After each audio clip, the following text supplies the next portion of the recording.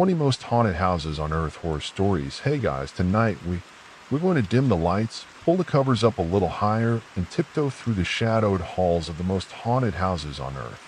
Imagine, if you will, the air growing colder, a faint whisper just at the edge of your hearing, the feeling of unseen eyes tracing your every move. It's that prickle on your neck, the sudden urge to look over your shoulder, even when you know you're alone. Or are you? Each creak of the floorboards, each sigh of the wind through an ill-fitting window frame. Tonight, those sounds might just be something more. Something else. We're about to embark on a journey where the past isn't just remembered. It's very much alive and often not very happy to see you. Frankly, with some of the places we're visiting, you probably won't survive this with your skepticism fully intact. And who needs skepticism when you can have a good old-fashioned haunting, right? So before you get comfortable, take a moment to like the video and subscribe, but only if you genuinely enjoy what I do here. It really does help the channel, and it means I can keep bringing you these little explorations into the darker corners of our world. Oh, and while you're at it, drop a comment down below telling me where you're listening from and what time it is there. It's always fascinating to see how far these stories travel, and when you're all tuning in. Now dim the lights, maybe turn on a fan for that soft background hum, and let's ease into tonight's journey together. You find yourself standing before a sprawling, almost nonsensical labyrinth of wood and glass, a Victorian mansion that seems to have grown rather than been built, sprawling outwards and upwards in a chaotic yet strangely compelling way. This is the Winchester Mystery House in San Jose, California, a place born from immense wealth and some say even greater sorrow and fear. Your eyes try to follow the roof lines, which jag and dip like a fever dream, punctuated by turrets, false gables, and chimneys that seem to serve no logical purpose. As you step inside, the air grows still, heavy with the scent of old wood, beeswax polish, and something else, a faint, almost imperceptible coolness that has nothing to do with the California breeze outside. The story, as it's told, begins with Sarah Winchester, heiress to the Winchester Repeating Arms Company fortune. After the devastatingly early deaths of her infant daughter and later her husband, William Wirt Winchester, Sarah was said to be adrift in grief. Legend has it a Boston medium told her that her family and fortune were cursed, haunted by the spirits of all those killed by the Winchester rifle, the gun that won the West. The only way to appease these restless souls, the medium supposedly advised, was to move west and continuously build a house for them. As long as construction never ceased, her life would be spared. And so you wander through hallways that twist and turn with no apparent destination. You open a door expecting a room and find yourself staring at a sheer drop to the garden below, or perhaps a blank wall. You climb a flight of stairs only to find it ends abruptly at the ceiling. There are said to be 160 rooms, though the number fluctuates as if the house itself can't quite decide on its final form. 40 staircases, some leading nowhere, 2,000 doors, some too small to use, and 10,000 windows, many looking into other rooms. It's disorienting, a deliberate architectural puzzle. Imagine trying to get your Amazon packages delivered here.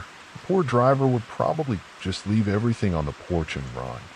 The construction went on day and night for 38 years, from 1886 until Sarah's death in 1922. Carpenters worked in shifts, often with no master plan, simply following Mrs. Winchester's daily, sometimes cryptic instructions. One quirky tidbit you'll often hear is about her obsession with the number 13. You see it everywhere if you look closely. 13 panes in many windows, 13 steps in some staircases, 13 bathrooms, 13 drain holes in a custom-made sink. Coincidence? Or a deliberate nod to the supernatural, perhaps an attempt to embrace or deflect the bad luck associated with it. Historians still argue whether Sarah Winchester was genuinely convinced she was haunted by legions of spirits, or if she was simply an intelligent, grieving woman with an unconventional architectural hobby and almost limitless funds, using the constant building as a way to cope with her profound loss, a distraction from her sorrow. Or perhaps she was just ahead of her time in open-plan living, just really open. The ongoing construction certainly provided employment for many, a fact often overlooked. You find yourself in what's known as the Blue Room or the Seance Room. It's said that Sarah would retreat here nightly to commune with the spirits, seeking their guidance for the next day's building plans. A bell would supposedly ring at midnight to summon them, and again at 2 a.m. to bid them farewell. As you stand in the quiet, you can almost hear the echo of that bell, the rustle of silk, a whispered conversation with the unseen. The sheer scale of the house is baffling. One mainstream historical fact often cited is the impact of the 1906 San Francisco earthquake. It caused significant damage to the Winchester mansion, trapping Sarah in her bedroom for several hours. She believed the spirits were angry because she had been spending too much time and money on the front, more finished parts of the house. After the quake, work on that section largely ceased, and the damaged areas were boarded up, left unrepaired as a sort of monument to the spirit's displeasure. The air in some parts of the house feels denser. You might catch a fleeting shadow from the corner of your eye, hear a doorknob rattle when no one is near, or feel a sudden, inexplicable cold spot. The guides who work here often share their own unnerving experiences, tools moving on their own, whispers in empty rooms, the feeling of being watched or even gently touched. Some report seeing apparitions, a ghostly handyman still on the job, or even Sarah herself, a small, somber figure in black, still overseeing her endless project. You can imagine her wandering these halls, a lonely figure in a self-made maze, perhaps finding some strange comfort in the constant thrum of hammers and saws that only fell silent upon her death. The sheer amount of money spent is staggering, an estimated $5.5 million back then, which would be well over $70 million today. That's a lot of ghost proofing. You have to wonder what her interior designer thought of the brief. Okay, so we need switches that don't work, and lots of spiderweb motifs, and make sure the spirits can't find the insert, alright? As you continue your exploration, you can't help but feel a strange mix of sadness and awe. Sadness for the woman whose grief manifested in such an extraordinary way, and awe at the sheer, bewildering complexity of the structure she left behind. Is it a monument to madness, a spiritual fortress, or just the ultimate passion project? Whatever the truth, the Winchester Mystery House remains a place where the veil between worlds feels particularly thin, where every creaking floorboard and shadowed corner seems to whisper of Sarah's lonely vigil and the countless spirits she sought to house or perhaps to hide from. The silence now is profound, broken only by the sound of your own breathing and the distant hum of the modern world outside, a world Sarah Winchester tried so hard to keep at bay, leaving the sprawling, eccentric labyrinth of Sarah Winchester's creation behind. You find yourself drawn towards a different kind of haunted house, one whose infamy is perhaps more concentrated, more explosively tied to a single, horrifying event. You're now standing across the street from 112 Ocean Avenue, Amityville, Long Island, New York. It's a handsome, three-story Dutch colonial house, instantly recognizable by those distinctive quarter-moon windows on the top floor that seem to stare out like knowing, malevolent eyes. It looks, on the surface, like any other comfortable suburban home, nestled in a quiet, tree-lined neighborhood. But this house, as you well know, holds a darkness that has seeped into the very fabric of popular culture. The story that cemented its place in horror history began not with a haunting, but with a horrific crime. On November 13, 1974, this house became a scene of unimaginable tragedy when 23-year-old Ronald DeFeo Jr. shot and killed his parents and 4 younger siblings as they slept in their beds. This brutal event is a chilling mainstream historical fact, one that cast a long, dark shadow over the property. DeFeo Jr. initially claimed he found his family murdered, but his story soon unraveled, and he was convicted of the killings. The motive remains a subject of some speculation, though his defense team did attempt an insanity plea, claiming he heard voices. 13 months later, in December 1975, George and Kathy Lutz, along with Kathy's 3 children from a previous marriage, moved in, purchasing the house for what was considered a bargain price, $80,000. They were aware of the DeFeo murders, but hoped to make it their dream home. Their dream, however, allegedly turned into a 28-day nightmare, forcing them to flee with little more than the clothes on their backs.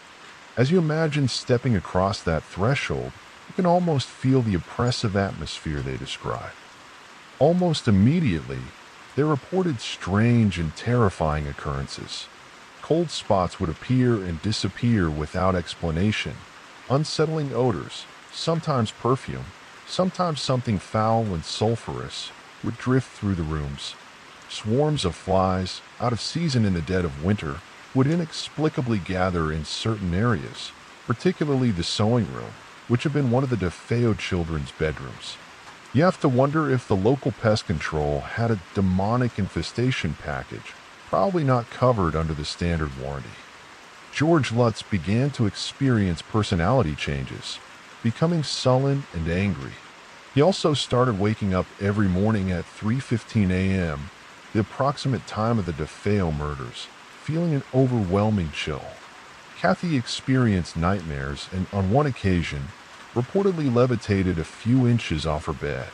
Their youngest daughter, Missy, began talking about an imaginary friend named Jody, whom she described as a pig-like creature with glowing red eyes. Jody apparently wasn't the sort of imaginary friend you'd invite to a tea party, unless the theme was existential dread. One of the most infamous aspects of the Amityville story is the Red Room, a small hidden chamber in the basement, painted entirely red, that the Lutzes discovered. It wasn't on the house plans, and its purpose was unknown, though it gave off a profoundly disturbing vibe. Some theories suggested it was connected to paranormal activities or even satanic rituals. Green, gelatinous slime was said to ooze from the walls and keyholes. Not exactly the kind of feature you'd highlight in a real estate listing. Charming Dutch colonial, 5 beds, 3.5 baths, plus bonus slime room. The Catholic priest they brought in to bless the house reportedly encountered a hostile presence. As he sprinkled holy water, he allegedly heard a booming, masculine voice command him to get out, and later developed a high fever and blisters on his hands. The Lutzes' claims escalated, from disembodied voices and moving furniture to more direct, terrifying manifestations. The house itself seemed to be turning against them. Skeptics and believers continue to clash over the veracity of the Lutzes' claims, making it a cornerstone of paranormal debate. Many point to inconsistencies in their story and a potential for financial gain from the subsequent book by Jay Anson, The Amityville Horror, and the blockbuster film that followed. Investigations by paranormal researchers like Ed and Lorraine Warren seem to corroborate the haunting, while others, like investigator Stephen Kaplan, actively work to debunk it, claiming it was a hoax. Kaplan, a rather eccentric figure himself, famously sparred with the Warrens over the case. Historians still argue whether the entire Amityville phenomenon was a meticulously crafted fabrication or a genuine encounter with malevolent forces. The quirky tidbit about the Amityville house is that, due to its notoriety, the address was eventually changed to deter sightseers and preserve the privacy of subsequent owners, who, by most accounts, have lived there relatively peacefully, though perhaps with very good noise canceling. Headphones. The iconic eye-like windows, however, remain a dead giveaway. The house has been renovated and its appearance altered somewhat, but those windows still peer out, silent witnesses to whatever truly happened within those walls. The cultural impact is undeniable. The Amityville story tapped into a primal fear, the idea that your home, your sanctuary, could turn against you, that evil could reside not just in people, but in places. It spawned numerous sequels, prequels, and remakes, each adding layers to the mythology. As you stand there, gazing at the house, the ordinary sounds of the neighborhood, a distant lawnmower, children playing seemed to fade. You can almost hear the faint, frantic whispers of the Lutzes, feel the icy dread they described, see the shadows deepen in those quarter-moon eyes. Was it mass hysteria, a clever hoax, or did something truly unholy awaken in that house on Ocean Avenue? The mystery, much like the feeling of unease the house still evokes, lingers on the quiet suburban air, a chill that has little to do with the Long Island weather. You can understand why someone would flee.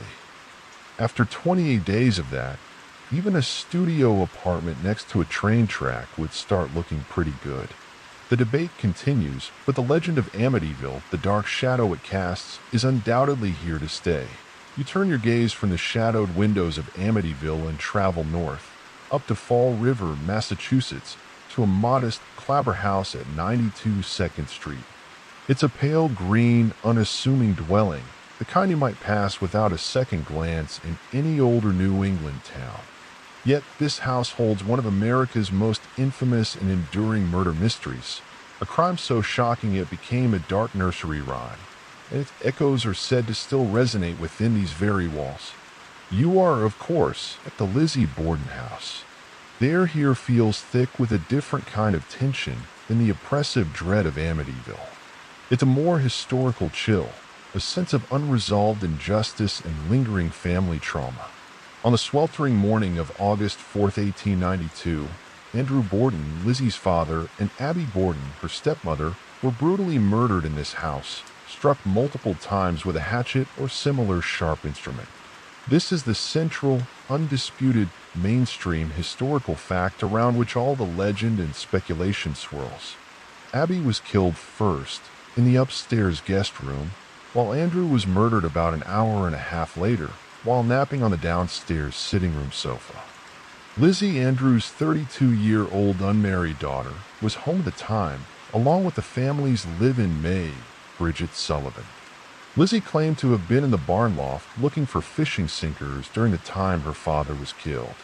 Her sister, Emma, was out of town. The discovery of the bodies, particularly Andrew's, sent shockwaves through the respectable, if somewhat tense, Borden household and the wider community. As you imagine yourself stepping inside, the house feels preserved, a grim tableau of that fateful day. The furnishings are period appropriate, many original to the family, and the layout remains largely unchanged.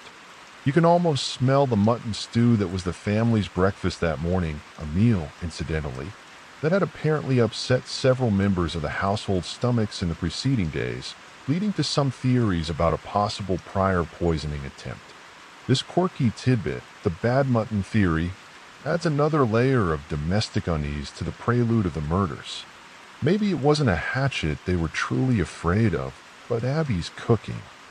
Just kidding, mostly. Lizzie was arrested and charged with the murders. Her trial was a media sensation, drawing reporters from across the country. It was a spectacle of Victorian propriety clashing with brutal violence. The evidence against her was largely circumstantial. No murder weapon was definitively found, though a hatchet head discovered in the basement, suspiciously clean, was presented by the prosecution. No bloodstains were found on Lizzie herself, despite the gruesome nature of the attacks. Her calm demeanor, or perhaps unnervingly composed demeanor, during and after the discovery of the bodies also raised eyebrows. Historians still argue whether Lizzie Borden was a cunning and cold-blooded killer who managed to outwit the authorities, or an innocent woman wrongly accused, trapped in an unhappy home and a victim of circumstance. Some theories point to an illegitimate son of Andrew's, others to a disgruntled business associate, or even to Bridget Sullivan, the maid, though these lack substantial evidence. Lizzie was ultimately acquitted. The all-male jury, perhaps unable to reconcile the image of a demure, church-going spinster with such a savage crime, found her not guilty after only about an hour of deliberation. The acquittal, however, did little to quell public suspicion. Lizzie remained a pariah in Fall River society. She and her sister Emma inherited Andrew's considerable fortune, moved to a grander house in a more fashionable part of town called Maplecroft, and lived out their lives under a cloud of notoriety. Lizzie, who then called herself Lisbeth, died in 1927. Today, the house on 2nd Street operates as a bed and breakfast and museum. You can, if you dare, sleep in the very rooms where the murders took place. Guests and staff have reported a plethora of paranormal experiences. Cold spots, unexplained noises, the scent of flowers when none are present. Abby was said to have been arranging flowers before she was killed, and even full-bodied apparitions are part of the house's spectral lore. You might wander into the guest room where Abby Borden met her end. The indentations on the bed, the period wallpaper, the quiet stillness. It's all designed to take you back. People report feeling an oppressive sadness here, sometimes a sense of being watched. Downstairs, in the sitting room, you can stand near the sofa where Andrew Borden took his last nap. It's said his spirit is the most active, perhaps still bewildered by the sudden, violent end to his life. Some claim to have heard ghostly footsteps, doors opening and closing on their own, or the faint sound of weeping point. One of the most commonly reported phenomena is the disembodied laughter of children, though the Bordens had no young children at the time. Of the murders, this has led to speculation about other spirits perhaps drawn to the house's tragic energy. And, of course, there's Lizzie herself. Her apparition, a woman in Victorian dress, has allegedly been seen in various parts of the house, particularly in her former bedroom. Is she a tormented spirit, forever linked to the scene of the crime, or a residual haunting, an echo of a life lived under immense strain? The societal constraints on women in the late 19th century played a significant role in how Lizzie was perceived, and perhaps even in the family dynamics that may have contributed to the tragedy. Unmarried women of her class had few options, and life in the Borden household was reportedly frugal and strained, despite Andrew Borden's wealth. He was known to be a bit of a tightwad, which probably didn't win him any popularity contest around the dinner table. The lack of a clearly identified murder weapon, the infamous 40 wax hatchet, was never conclusively linked, adds to the enduring mystery. Imagine the police force back then, probably just shrugging and saying, well, looks like someone was really mad. Whether you believe Lizzie Borden was guilty or innocent, the house itself seems to hold the imprint of that terrible August day. The tension, the fear, the unanswered questions, they all seem to linger in the air, a palpable presence. You might even find yourself humming that grim little rhyme. Lizzie Borden took an axe and gave her mother 40 whacks. It's a chilling reminder of how real-life horror can become a dark part of folklore, forever staining a place and a name. The house on 2nd Street stands a monument to that, inviting you to come, to stay, and perhaps to encounter the echoes of its tragic past for yourself. You leave the stark, somber atmosphere of the Borden house and find yourself drawn south, towards the humid, Spanish moss-draped landscapes of Louisiana. The air grows heavy, sweet with the scent of magnolia and something older, a lingering sorrow that clings to the grand antebellum plantations. You're approaching the Myrtles plantation in St. Francisville, a beautiful, sprawling estate with a wide veranda, elegant white columns, and a history as dark and tangled as the overgrown ivy that creeps up its sides. It's often cited as one of America's most haunted homes, and as you step onto that iconic veranda, you can almost feel the weight of its many alleged tragedies. The Myrtles was built in 1796 by General David Bradford, also known as Whiskey Dave Bradford of the Whiskey Rebellion fame, a mainstream historical fact that grounds its origins in a period of early American unrest. However, the plantation's most chilling tales stem from later periods, particularly those involving the Woodruff family, who owned it in the 19th century. One of the most pervasive legends is that of Chloe, an enslaved woman owned by Clark and Sarah Woodruff. The story, and it is a highly contested one, goes that Chloe was caught eavesdropping on the Woodruff's private conversations. As punishment, Clark Woodruff either cut off one of her ears or had it cut off. To hide the disfigurement, Chloe supposedly always wore a green turban. Seeking to regain her master's favor, or perhaps enact a subtle revenge, Chloe allegedly baked a cake containing oleander leaves, a poisonous plant common in the region. Her plan, some versions say, was only to make the family slightly ill, so she could nurse them back to health and be seen as a hero. However, the poison proved far more potent than intended, and it tragically killed Sarah Woodruff and two of her three children, an event that cast a long, dark shadow over the plantation's history. The legend continues that Chloe was then lynched by other enslaved people on the plantation, either in retaliation or to prevent collective punishment, and her body thrown into the Mississippi River. As you wander the grounds, the sheer beauty of the place, the ancient live oaks, the lush gardens, stands in stark contrast to the grim tales. Inside the house, the atmosphere is different. The rooms are filled with period antiques, and one particular item draws a lot of attention: a large ornate mirror in the entrance hall. This mirror is said to be haunted. It reportedly wasn't cleaned after the deaths of Sarah and the children, and some claim their spirits, along with Chloe's, became trapped within its reflective surface. Guests and staff have reported seeing handprints appear on the glass, despite it being recently cleaned. Sometimes, shadowy figures or distorted faces are said to peer out from its depths. You might glance into it, half expecting to see something more than your own reflection staring back. It's probably best not to make eye contact for too long, just in case.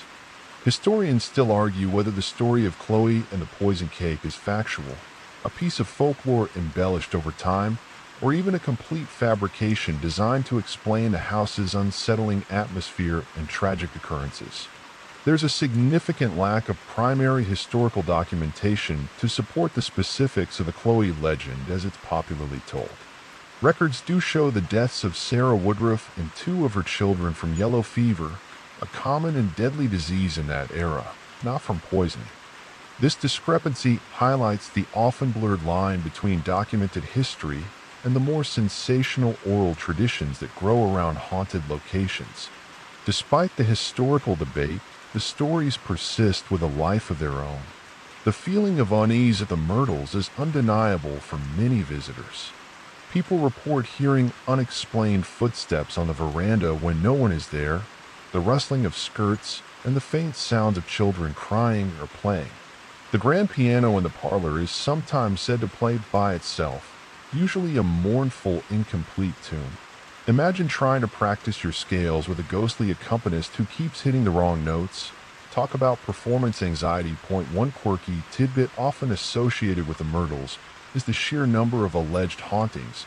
Some claim as many as 12 different spirits reside here. Besides Chloe, Sarah, and the Woodruff children, there's the tale of William Drew Winter, a lawyer who lived at the plantation after the Civil War. He was supposedly shot on the veranda by a stranger. Mortally wounded, he staggered back into the house, managing to climb only as far as the 17th step of the main staircase before collapsing and dying in his wife's arms. Visitors have reported hearing his dying footsteps echoing on those stairs, a ghostly reenactment of his final moments. Some even claim to have been touched or pushed by an unseen force on that staircase. You might find yourself counting the steps just to be sure. The grounds themselves are not immune. The area where Chloe was allegedly hanged is said to be particularly active, and some claim to have seen the apparition of a woman in a green turban wandering near the pond. The presence of Native American burial grounds on the property, predating the plantation itself, adds another layer to its haunted reputation, with some believing these ancient spirits also contribute to the paranormal activity. The Myrtles now operates as a bed and breakfast, much like the Lizzie Borden House, inviting guests to immerse themselves in its history and its hauntings. Tour guides recount the chilling legends, and overnight stays are popular with paranormal enthusiasts hoping for their own encounter. The long, shadowy hallways, the creaking floors, the sense of being surrounded by so much sorrow and tragedy, it all contributes to an atmosphere ripe for ghostly experiences. You can imagine the owners get a lot of, "Are you sure the complimentary breakfast doesn't include ectoplasm?" type questions. Whether the stories are entirely true, embellished, or born from the collective imagination, The Myrtles plantation remains a powerful symbol of the South's complex and often tragic past. The beauty of the estate cannot fully mask the undercurrent of suffering that seems to cling to it, a reminder of the lives, both free and enslaved, that were lived and lost here. As the Louisiana sun sets, casting long, eerie shadows across the veranda, you can't help but feel that the past is very much present at the Myrtles, whispering its secrets to anyone who will listen. Leaving the moss-draped ambience of the South, your journey takes you to the heartland of America, to a small, unassuming white-clapboard farmhouse in Villisca, Iowa. The town itself is quiet, typical of rural Midwestern communities, but this particular house, standing on a peaceful residential street, is frozen in a moment of unimaginable horror. It's the scene of one of America's most brutal and baffling unsolved crimes, the 1912 Villisca Axe murders. As you approach, a profound sense of unease settles over you, a quiet dread that emanates from the very wood and shingles of the structure. On the night of June 9th, or the early morning of June 10th, 1912, Josiah Moore, his wife Sarah, their 4 children, Herman, Catherine, Boyd, and Paul, and 2 young house guests, Lena and Ina Stillinger, sisters who were friends of Catherine, were bludgeoned to death in their beds with an axe. All 8 victims, 6 of them children, were found the next morning. This horrific event, the sheer brutality, and the fact that it targeted an entire family and their guests, is the stark, mainstream historical fact that defines this house. The town of Villisca, once a bustling railroad hub, was forever changed, its innocence shattered. Stepping inside the Villisca Axe murder house is like stepping back in time, directly into the heart of that tragedy. The house has been restored to its 1912 appearance, based on crime scene photographs and historical records. The furnishings are simple, reflective of a modest, hardworking family. There are no ropes or barriers. You can walk freely through the rooms, stand at the foot of the beds where the victims slept their last sleep. The air is still, heavy, and profoundly sorrowful. The crime itself is a chilling puzzle. The killer or killers enter the house sometime after midnight, likely while the family was asleep after attending a children's day program at their church. The murder weapon, Josiah Moore's own axe, was found at the scene, bloody but wiped partially clean. Each victim was covered with bedclothes after being killed, and all the curtains in the house were drawn, except for 2 windows which were covered with clothing belonging to the Moores. Mirrors in the house were also covered with cloth. A pan of bloody water was discovered on the kitchen table, along with a plate of uneaten food. A kerosene lamp was found at the foot of Josiah and Sarah's bed, its chimney off, wick turned down, its base on the floor, suggesting the killer may have used it for light. Quirky tidbit about the investigation is the sheer number of suspects and theories that emerged over the years, none of which led to a conviction. Suspects included a traveling minister with a history of mental illness, Frank F. Jones, a prominent Villisca resident and Iowa state senator, who was Josiah Moore's business competitor and rumored to have had an affair with Josiah's wife, though this was likely gossip, and even a potential serial killer known as William Blackie Mansfield. Despite several grand jury investigations and one trial of Reverend George Kelly, who was acquitted, the case remains officially unsolved. The inability to find justice for the Moore family and the Stillinger girls adds to the house's tragic aura. Historians still argue whether the killer was a local resident with a personal vendetta or an unknown transient passing through Villisca on the railway. The meticulous, almost ritualistic covering of the victims' faces and the mirrors suggests a killer who perhaps knew the victims or was deeply disturbed by their actions, a point of much psychological speculation. Today, the Villisca Axe murder house is open for tours and for the truly brave overnight stays. Reports of paranormal activity are rampant. Visitors and paranormal investigators claim to have experienced a wide range of phenomena: disembodied children's voices and laughter, the sound of a ball bouncing, objects moving on their own, cold spots, and even full-bodied apparitions. The children's bedrooms, particularly the one where the Stillinger sisters were staying, are often cited as hotspots for activity. Some have reported hearing whispers or feeling a small hand tugging at their clothes. Imagine trying to get a good night's sleep knowing what happened in that very room. You probably end up building a pillow fort and hiding under the covers, which, ironically, is what the killer did to the victims. Bad taste? Maybe. One of the most disturbing EVP's electronic voice phenomena reportedly captured in the house is a child's voice asking, "Who's that?" or "What do you want?" The presence of so many young victims seems to have left a profound psychic scar on the property.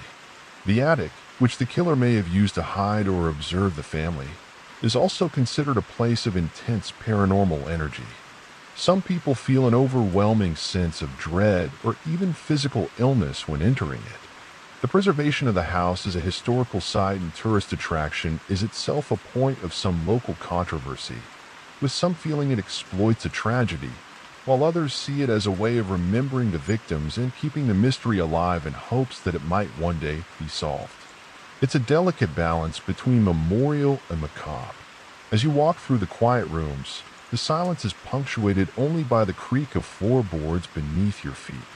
You can see the simple toys that children might have played with, the family Bible on a table, the everyday objects that were frozen in time on that terrible June night. The tragedy feels incredibly present, almost tangible. The lack of closure, the sheer brutality of the crime, and the fact that children were the primary victims all contribute to the house's reputation as a place of profound sadness and lingering spiritual unrest. It's not a place of jump scares or theatrical hauntings, but one of deep, pervasive sorrow. You leave with a heavy heart, the image of that simple farmhouse and the unanswered questions it holds etched firmly in your mind. The Iowa wind whispering through the trees outside seems to carry the faint, mournful sigh of spirits who have never found peace. You now find yourself drawn back to the sultry, historic streets of New Orleans, Louisiana, a city already steeped in voodoo lore, ghostly legends, and a palpable sense of its own layered past. But this time, you're not on a picturesque plantation. You're in the heart of the French Quarter, standing before an elegant, three-story Creole mansion at 1140 Royal Street. Its ornate wrought-iron balconies and grand facade speak of wealth and aristocratic refinement. This is the LaLaurie Mansion, a name that, for those who know its history, conjures images of unspeakable cruelty and enduring horror. The mansion was home to Dr. Louis LaLaurie and his wife, Delphine McCarthy LaLaurie, a prominent socialite, in the early 1830s. Delphine was known for her beauty, intelligence, and the lavish parties she hosted. Outwardly, she presented an image of grace and sophistication. However, rumors began to circulate among the Creole elite about her cruel treatment of the enslaved people who worked in her household. This is the period where the mainstream historical fact of her ownership and social standing begins to intertwine with darker whispers. The true extent of the horrors within the LaLaurie mansion allegedly came to light on April 10, 1834. A fire broke out in the kitchen, and when neighbors rushed to help, they reportedly discovered a scene of unimaginable brutality. According to historical accounts and newspaper reports from the time, rescuers, upon breaking down a locked door to the slave quarters or an attic room, found several enslaved individuals in horrific conditions, chained, starved, mutilated, and subjected to sadistic torture. The descriptions are gruesome and deeply disturbing, painting a picture of Delphine LaLaurie as a monstrous figure hidden behind a veneer of civility. As you imagine crossing the threshold of this infamous building, though it's privately owned and not open to the public, its exterior alone is enough to send shivers down your spine. You can almost feel the oppressive weight of that suffering. The air seems colder here, despite the New Orleans heat, thick with the echoes of pain and despair. The stories say that the attic was a chamber of horrors, where victims were subjected to cruel experiments and agonizing torment. Following the discovery, a mob of outraged citizens, incensed by the revelations, descended upon the mansion, destroying furniture and ransacking the property. Delphine LaLaurie, however, managed to escape, reportedly fleeing to Paris, where she lived out the remainder of her life, never facing justice for her alleged crimes. The fate of the victims found in the house remains a point of sorrowful record, their suffering etched into the city's memory. Historians still argue about the exact number of victims and the full extent of Delphine Lalaury's sadism. While contemporary newspaper accounts confirm the fire and the discovery of mistreated enslaved people, some of the more lurid details may have been exaggerated over time or sensationalized by later writers. However, the core truth of extreme cruelty seems undeniable and forms the basis of the mansion's horrifying reputation. One particularly chilling account, often repeated, involves a young slave girl, Leah, who, while brushing Delphine's hair, accidentally pulled too hard. Enraged, Delphine allegedly chased the girl with a whip. Leah, terrified, ran to the roof and either fell or jumped to her death in the courtyard below. This incident is said to have occurred before the fire, further fueling the rumors about Delphine's cruelty. A quirky tidbit associated with the Lalaury mansion is its long and troubled history after Delphine's ownership. The building has passed through many hands, reportedly serving at various times as a public high school, a conservatory of music, a bar, furniture store, and an apartment building. Few owners or tenants, however, have stayed for long. Many have reported inexplicable paranormal phenomena, financial ruin, or personal tragedies, leading to the belief that the house is deeply cursed by the tormented spirits of Lalaury's victims. It's like the ultimate fixer-upper from hell.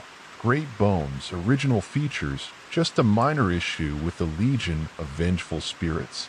Those who acclaim to experience paranormal activity in or around the mansion speak of blood-curdling screams echoing from empty rooms, the rattling of chains, the oppressive feeling of being watched by unseen, malevolent eyes, and even apparitions of tortured figures.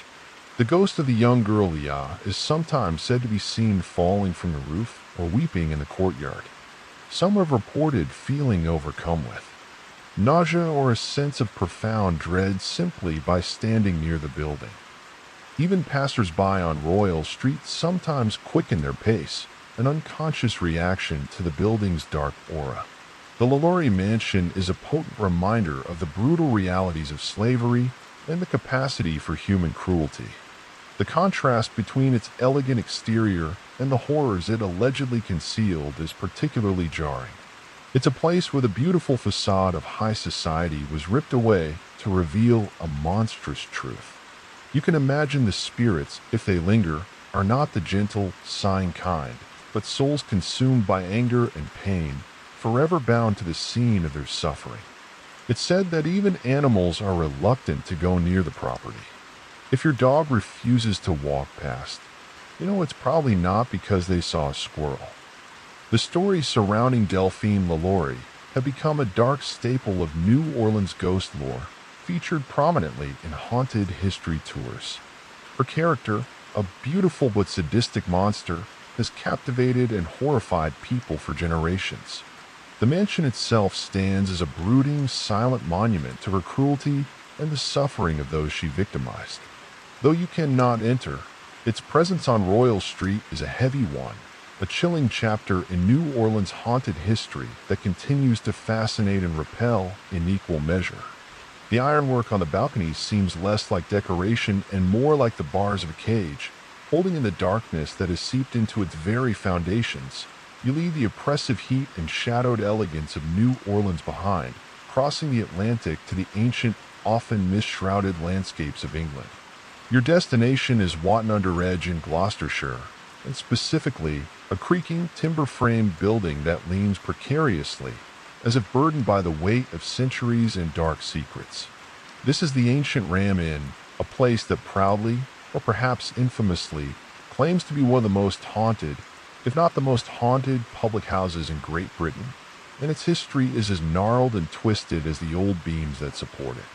As you approach, then looks less like a welcoming establishment and more like something conjured from a medieval nightmare. Built in 1145, it's one of the oldest buildings in the area, and its foundations are said to be even older, resting on an ancient pagan burial ground.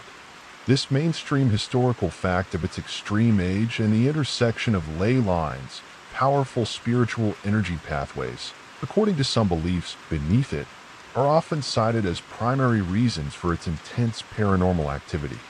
The very ground it stands on is purportedly charged with centuries of energy, not all of it benign. Stepping inside the ancient Ram Inn is like entering a different millennium. The air is thick with the smell of damp stone, old wood, wood smoke, and something else, an almost palpable sense of malevolence. The ceilings are low, the floors uneven, the doorways crooked. Every nook and cranny seems to whisper tales of dark deeds and restless spirits. The inn was originally built to house masons and workers constructing the nearby St. Mary's Church, but its history since then has been anything but saintly. The stories associated with the Ram Inn are legion and deeply disturbing. One of the most prominent legends concerns a witch who was allegedly burned at the stake in the village during the 1500s. She is said to have taken refuge in one of the inn's rooms before her capture, and her vengeful spirit is believed to haunt the witch's room to this day. Visitors to this room have reported feeling an overwhelming sense of dread, being physically attacked by unseen forces, and seeing her apparition. But the witch is just one of many entities said to reside here. The inn is also reputedly haunted by a Roman centurion on horseback. The nearby Roman road, Ermine Way, passes close by. The spirits of children, skeletal remains, believed to be children, were supposedly unearthed beneath the floorboards, alongside daggers suggesting ritual sacrifice, and even a high priestess from the pagan era. One particularly unsettling quirky tidbit is the claim that the inn was a site for devil worship and black magic rituals. The discovery of the children's remains is often linked to these supposed dark practices. Imagine finding that during a routine plumbing repair. Mr. Humphreys, I found a leak and also possibly evidence of ancient child sacrifice. Do you want the good news or the bad news first? John Humphreys, the late owner who lived in the inn for decades until his death in 2017, dedicated his life to uncovering its secrets and cataloging its hauntings. He himself claimed to have been tormented and physically attacked by the entities within, dragged from his bed by an incubus or succubus, malevolent sexual demons. He amassed a collection of strange artifacts found within the inn's walls and grounds, further fueling its eerie reputation. Historians still argue about the veracity of some of the more sensational claims, particularly those related to satanic rituals and human sacrifice, for which concrete archaeological proof beyond the anecdotal discovery of bones is scarce. However, the sheer age of the building and its location on potentially sacred or spiritually significant land lend a certain plausibility to the idea that it has absorbed a vast amount of historical and emotional energy over its nearly 900-year existence. Point. One of the most active and feared areas of the inn is the bishop's room. This room, named after a bishop who supposedly stayed there, though some say he was murdered there, is considered the epicenter of much of the paranormal activity. Guests who have braved a night in this room have reported phenomena ranging from terrifying apparitions, levitating furniture, disembodied voices growling or screaming, and extreme temperature drops, to feeling an overwhelming sense of evil. It's said that even seasoned paranormal investigators find this room profoundly unsettling. Trying to get a good night's sleep in the bishop's room would be like trying to nap in the middle of a poltergeist rugby match. The inn's former use as a place of refuge for those fleeing the law, and as a stopover for drovers and other travelers, means countless lives have passed through its doors, each potentially leaving an imprint. Stories of murders, suicides, and tragic accidents are woven into its fabric. You might feel a sudden cold spot, hear a door slam in an empty part of the building, or catch a fleeting shadow moving in the periphery of your vision. The atmosphere is one of constant, low-level anxiety, punctuated by moments of more acute fear. The sheer density of reported phenomena at the ancient Ram Inn is staggering. From physical sensations like being pushed, scratched, or touched, to auditory experiences like whispers, moans, and screams, to visual manifestations like full-bodied apparitions and moving objects, it seems to have the full ghostly checklist. It's not just a house with a ghost. It's more like a supernatural convention center. Caroline Humphreys, John's daughter, now continues to share the inn's haunted legacy, allowing paranormal groups and curious visitors to experience its chilling atmosphere. The building itself is in a fragile state, a testament to its age and the constant battle against the elements, and perhaps against the forces within. As you stand in its shadowed, time-worn rooms, you can't help but feel that the ancient Ramen is a place where the veil between worlds is not just thin, but perhaps irrevocably torn, allowing entities from centuries past, and perhaps from darker realms, to cross over and make their presence keenly and often terrifyingly felt. The silence here is never truly silent. It's filled with the weight of ages and the whispers of those who have never truly left. You reluctantly pull yourself away from the oppressive ancient stones of the Ram Inn, but your journey through England's most haunted locales isn't quite over. You now travel eastward towards the county of Essex, to a place whose name was once synonymous with intense poltergeist activity and spectral visitations, Borley Rectory. Though the original building no longer stands, having been destroyed by fire in 1939, its legend looms large, a classic tale in the annals of British ghost hunting, earning it the title of the most haunted house in England for much of the 20th century. The story of Borley Rectory begins with its construction in 1862 by the Reverend Henry Dawson Ellis Bull. He built it on a site that already had a reputation for ghostly happenings. Local legend, a cornerstone of the Borley phenomenon, told of a 13th century Benedictine monastery that once stood nearby. The tale involved a monk from this monastery eloping with a nun from a nearby convent. They were caught, and the monk was hanged, while the nun was supposedly bricked up alive within the convent walls. This tragic story, whether historically accurate or pure folklore, set the stage for Borley's most famous apparition, the Nun of Borley. As you imagine yourself walking the grounds where the rectory once stood, or perhaps peering into the remnants of its cellar, you can almost picture the imposing Victorian Gothic structure that captivated and terrified so many. The Reverend Bull and his family reported a variety of paranormal phenomena during their tenure, including unexplained footsteps, strange lights, and fleeting glimpses of the ghostly nun. These experiences were passed down, becoming part of the local lore. This early phase of the haunting, documented by the Bull family themselves, establishes a baseline of strange occurrences well before the property gained widespread fame. The haunting intensified, or at least became more widely publicized, when the Reverend Guy Eric Smith and his wife moved into the rectory in 1928. Mrs. Smith, while cleaning out a cupboard, discovered a brown paper package containing the skull of a young woman. Soon after, the Smiths reported an array of unsettling events, servant bells ringing on their own, objects being thrown, windows shattering, and the persistent apparition of the nun, often seen sadly wandering the path that became known as the Nun's Walk. They also reported hearing whispers and ghostly horse-drawn coaches outside. The Smiths contacted the Daily Mirror newspaper, inviting paranormal researcher Harry Price to investigate. This was a pivotal moment, as Price's involvement would catapult Borley Rectory into the national spotlight. Harry Price, a well-known and somewhat controversial figure in psychical research, conducted extensive investigations at Borley from 1929 onwards. His findings, published in books like The Most Haunted House in England, 1940, and The End of Borley Rectory, 1946, detailed a staggering array of phenomena. These included poltergeist activity, stone throwing, furniture moving, written messages appearing on walls, often pleading for help or giving cryptic clues, apparitions, and mysterious fires.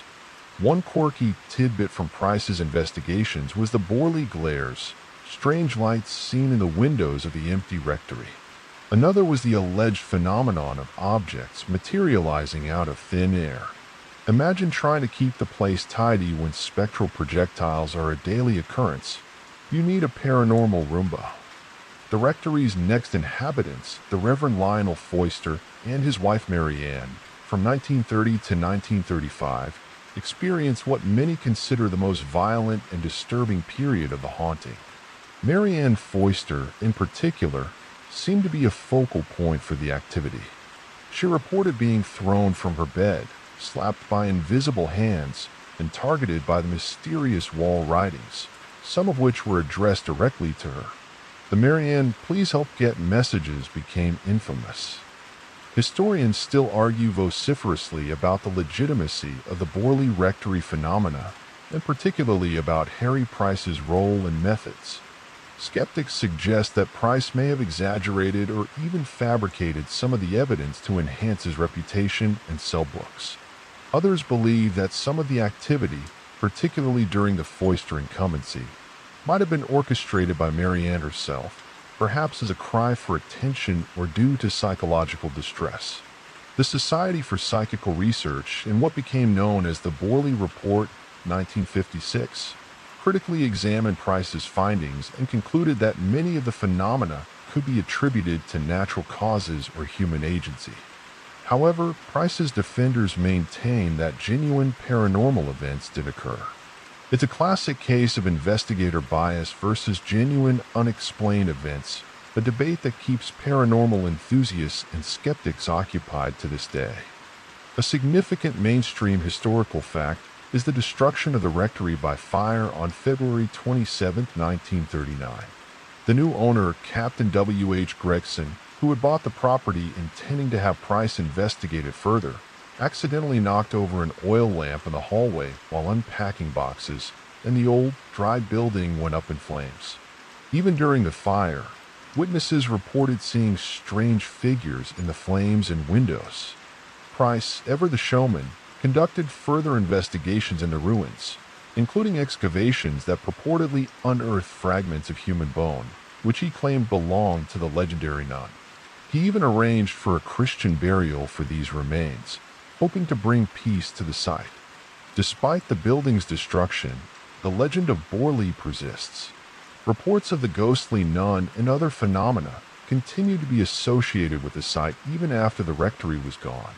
The story of Borley, with its tragic lovers, pleading wall writings, and dedicated investigator, has all the elements of perfect ghost story. It serves as a fascinating case study in how a haunting can become a cultural phenomenon, shaped by witness accounts, media sensationalism, and the personalities of those involved. As you stand on the now quiet land where Borley Rectory once cast its long shadow, you might ponder the layers of its story. Was it truly a nexus of supernatural energy, a place where the veil thinned due to ancient tragedies? Or was it a more complex tapestry of folklore, suggestion, psychological stress, and perhaps a bit of P.T. Barnum-esque showmanship from Harry Price? Even if all the phenomena could be explained away, the sheer power of the Borley legend is undeniable. It's a ghostly echo that refuses to fade, a testament to our enduring fascination with houses that seem to hold more than just memories. You can almost hear the faint whisper of Marianne's name on the Essex wind, a plea that never quite found its answer. You turn your back on the lingering whispers of Borley, your journey now taking you to the heart of England's capital, London, to a site that has stood for nearly 1,000 years as a symbol of royal power, political intrigue, and brutal retribution.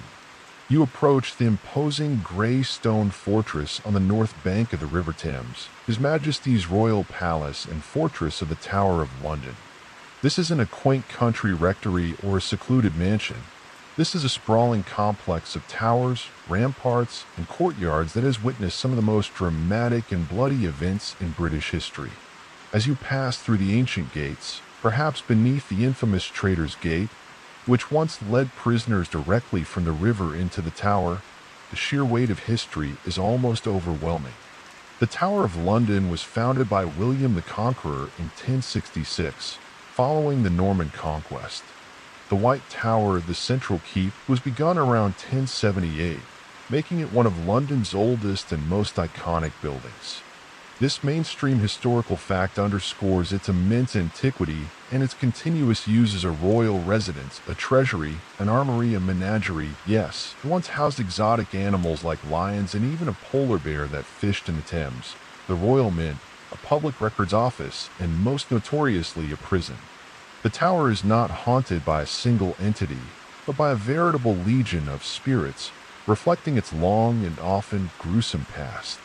Countless individuals have met their end within these walls through execution, murder, or neglect, and many are said to linger, replaying their tragic final moments. One of the most famous ghostly residents is in Boleyn, the second wife of King Henry VIII. Accused of treason, adultery, and incest, she was beheaded on Tower Green in 1536. Her elegant, headless apparition has reportedly been seen gliding through the corridors of the White Tower, where she spent her last days, and near the site of her execution at the Chapel Royal of St. Peter ad Vincula, where she is buried. Sometimes, she is seen leading a ghostly procession of lords and ladies. Imagine trying to get your tourist photos with and Boleyn photobombing you, literally losing her head in the shot. Then there are the princes in the tower. Young King Edward V and his younger brother Richard, Duke of York, were lodged in the tower in 1483 by their uncle Richard, Duke of Gloucester, later King Richard III, supposedly for their protection. The boys subsequently vanished, widely believed to have been murdered, though their exact fate remains a mystery. In 1674, workmen discovered two small skeletons buried beneath a staircase in the White Tower, which many believe were the remains of the lost princes. Their small, frightened apparitions, often seen hand in hand, dressed in white nightgowns, are said to haunt the Bloody Tower, the traditional site of their imprisonment and alleged murder. The sight of these spectral children is described as particularly heartbreaking. Historians still argue vehemently about who is ultimately responsible for the disappearance and presumed murder of the princes in the tower. While Shakespeare and Tudor propaganda firmly pointed the finger at Richard III, some modern historians suggest other culprits, or even that the boys may have survived longer than commonly believed. The enduring mystery surrounding their fate only adds to their ghostly legend. Lady Jane Grey, the 9 Days Queen, is another tragic figure whose spirit is said to roam the tower. Crowned queen against her will, she was deposed and executed at the age of just 16 or 17 in 1554. Her sorrowful, white-robed apparition has been seen on the battlements. Sir Walter Raleigh, the Elizabethan courtier, explorer, and writer, spent 13 years imprisoned in the Bloody Tower. His spirit is also said to walk its confines, perhaps still pondering the voyages he never completed. A particularly quirky tidbit concerns the Salt Tower, which is reputedly haunted by the ghost of a giant spectral dog named Gruff. Not all tower ghosts are human, it seems. There are also numerous accounts of ghostly guardsmen, yeoman warders, the Beefeaters, in their distinctive Tudor uniforms, still patrolling their ancient posts. Some have reported feeling unseen hands push them, hearing unexplained footsteps on stone staircases, or experiencing sudden, bone-chilling cold spots, even on warm days. The Beauchamp Tower, another site of many high-profile imprisonments, is known for the elaborate carvings left by condemned prisoners on its stone walls.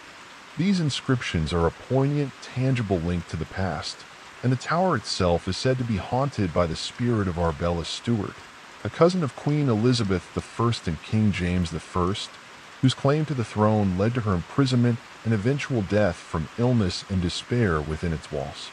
Her mournful cries are sometimes reportedly heard.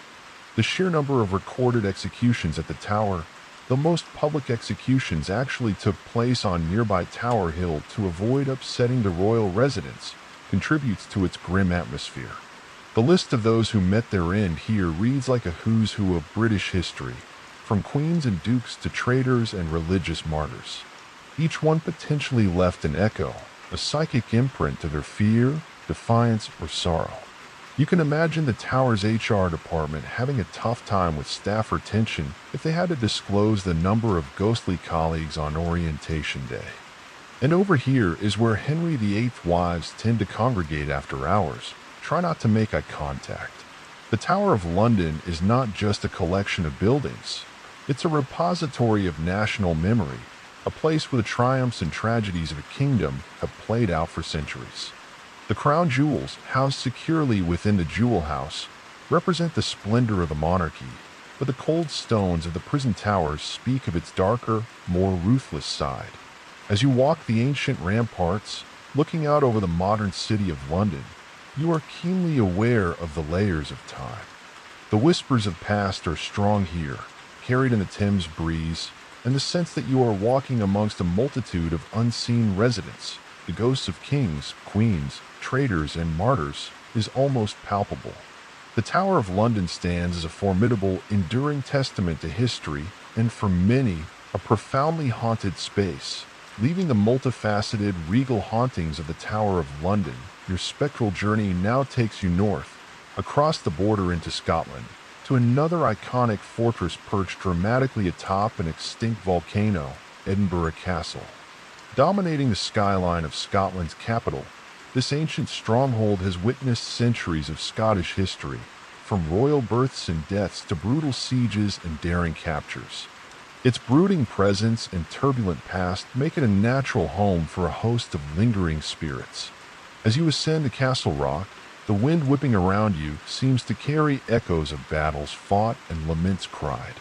The castle's origins stretch back to at least the Iron Age, with a royal castle on the site from the reign of David I in the 12th century. This mainstream historical fact establishes its deep roots in Scotland's story, long before the unification with England. It has served as a royal residence, a military garrison, a prison, and a national icon. One of the most famous and poignant ghostly tales associated with Edinburgh Castle is that of the Lone Piper. Legend says that centuries ago, a network of tunnels was discovered leading from the castle down to Royal Mile. To investigate, a young piper boy was sent into the tunnels, instructed to play his bagpipes continuously so those above could track his progress. The sound of his pipes was followed as he descended deep beneath the city streets until, abruptly, the music stopped. Despite rescue attempts, the piper was never seen again. His spirit, however, is said to still haunt the tunnels and the castle above. Visitors and staff sometimes report hearing the faint, mournful skirl of bagpipes echoing from beneath the castle, a ghostly tune played by a boy forever lost in the darkness. It's a sound that can send a shiver down your spine, even if you're a fan of bagpipes, which, let's be honest, is an acquired taste for some. The castle dungeons are, unsurprisingly, a hotspot for paranormal activity. These dark, damp, and oppressive spaces held countless prisoners over the centuries, from common criminals and pirates to prisoners of war from conflicts like the 7 Years' War and the American Revolutionary War. Many perished here in wretched conditions. Visitors to the dungeons often report sudden drops in temperature, feelings of overwhelming despair or anger, being touched by unseen hands, and hearing disembodied moans, whispers, or the rattling of chains. The spirit of a drummer boy, allegedly headless, who is said to have been executed for some unknown offense, is also reported to make his presence known with phantom drumbeats that signal ill omen. Historians still argue about the exact conditions and treatment of prisoners in various historical periods within the castle. While some accounts paint a picture of unmitigated horror, others suggest that conditions, while grim, may have varied depending on the prisoner's status in the era. Regardless, the sheer weight of human suffering concentrated in these subterranean cells is undeniable. Quirky tidbit related to Edinburgh Castle's hauntings is the result of a major scientific investigation into paranormal activity conducted in 2001. As part of the Edinburgh International Science Festival, Dr. Richard Wiseman led a team of researchers and over 200 volunteers in a 10-day study of the castle's supposedly haunted locations. The study involved blindfolded volunteers reporting their experiences in various vaults and chambers. Interestingly, areas with pre-existing reputations for being haunted did indeed elicit more reports of unusual sensations, even from volunteers who were unaware of the specific legends. This could suggest either genuine paranormal activity or the power of suggestion and environmental cues. Another prominent spectral resident is Lady Janet Douglas, Lady Glamis, who was accused of witchcraft and plotting to poison King James V. In 1537, she was burned at the stake on the castle esplanade, in full view of her young son, who was forced to watch. Her anguished spirit, sometimes known as the Grey Lady, is said to haunt various parts of the castle, including the family chapel. Witnesses describe her as a sorrowful figure, forever mourning her unjust and horrific fate. The Great Hall, with its magnificent hammer-beam roof and displays of arms and armor, is another site of ghostly encounters. Apparitions of historical figures, including Mary Queen of Scots, who gave birth to James VI in a castle, and even phantom dogs have been reported. One particularly persistent canine spirit is said to be that of a dog buried in the dog cemetery within the castle grounds, a touching resting place for soldiers' faithful companions. Perhaps he's just looking for one last game of fetch with a spectral cannonball. The sheer age and bloody history of Edinburgh Castle make it a prime candidate for hauntings. It has been besieged numerous times, captured and recaptured by Scottish and English forces throughout the wars of Scottish independence and beyond. The echoes of these violent conflicts, the clash of steel, the cries of the wounded and dying, seem to have seeped into the very stones. You can almost feel the tension of a garrison waiting for an attack, or the despair of a prisoner gazing out from a narrow slit window. As you explore the winding cobbled streets and ancient courtyards within the castle walls, the panoramic views of Edinburgh are breathtaking. Yet turn your gaze inward to the shadowed doorways and dimly lit chambers, and you are reminded of the countless lives that began, ended, or were irrevocably changed here. The castle is not just a historic monument. It's a repository of Scotland's soul, its triumphs, its tragedies, and for those who believe, its restless spirits. The lone piper's distant lament, the chill in the dungeons, the sorrowful Grey Lady, these are all part of the castle's enduring, haunted legacy, a powerful reminder that the past is never truly dead in a place so steeped in history. From the windswept battlements of Edinburgh, your ghostly tour now takes you back into England, but you remain in the rugged north, heading to Northumberland, near the Scottish border. Here, amidst a landscape of rolling hills and ancient forests, stands Chillingham Castle, a brooding medieval fortress that boasts a history as grim and chilling as its name suggests. With its forbidding towers, thick stone walls, and a reputation for being one of the most haunted castles in Britain, Chillingham promises an encounter with spirits forged in centuries of violence and suffering. As you approach Chillingham, it doesn't exude the same regal grandeur as the Tower of London or Edinburgh Castle. Instead, it has a more raw, almost primal feel, a fortress built for war and survival in a historically turbulent border region. The castle has been owned by the Grey family and their descendants since the 12th century, though fortifications existed on the site even earlier. This mainstream historical fact of continuous, single-family or related ownership for over 800 years is remarkable and means the castle's history is deeply intertwined with the fortunes and misfortunes of one lineage. Chillingham Castle is infamous for its torture chamber, a dark, claustrophobic space filled with gruesome implements designed to inflict unimaginable pain. While many castles had dungeons, Chillingham's collection of torture devices is particularly well preserved and chillingly displayed. Racks, iron maidens, thumbscrews, and branding irons serve as stark reminders of the brutality of past ages. It's said that the suffering endured within this chamber has left an indelible psychic stain, and the anguished cries of long-dead prisoners can still be heard echoing in the cold stone. You can imagine the original interior decorator. Right for this room, I'm thinking less Huga, more one of the most famous and frequently reported spirits at Chillingham is the Blue Boy, sometimes also called the Radiant Boy. For many years, guests staying in what was then called the Pink Room will report hearing the loud wailing of a child, often accompanied by a blue light or a halo of blue light emanating from the wall. The legend says that during renovations in the 20th century, the skeletal remains of a young boy, along with fragments of blue cloth, were discovered interred within a thick section of the castle wall in that very room. After the remains were given a Christian burial, the audible wailing supposedly ceased, but the blue flashes of light are still sometimes reported. Another prominent ghostly figure is Lady Mary Berkeley, the wife of Lord Grey of Chillingham.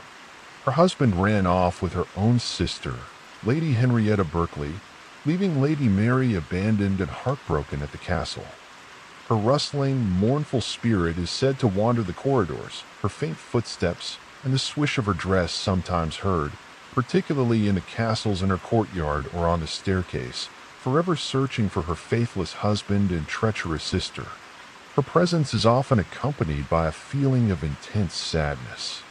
Historians still argue about the specific details and the extent of the tortures carried out at Chillingham. While the presence of a torture chamber and instruments is undeniable, the exact number of victims and the precise historical context for their use are sometimes shrouded in the mists of time and local legend. Was it primarily for extracting confessions during border conflicts, or for more arbitrary acts of cruelty? The records are not always clear. A quirky tidbit about Chillingham is its connection to royalty, albeit a rather unfortunate one for the visitor. It's said that King Edward I stayed at the castle in 1298 on his way to fight William Wallace.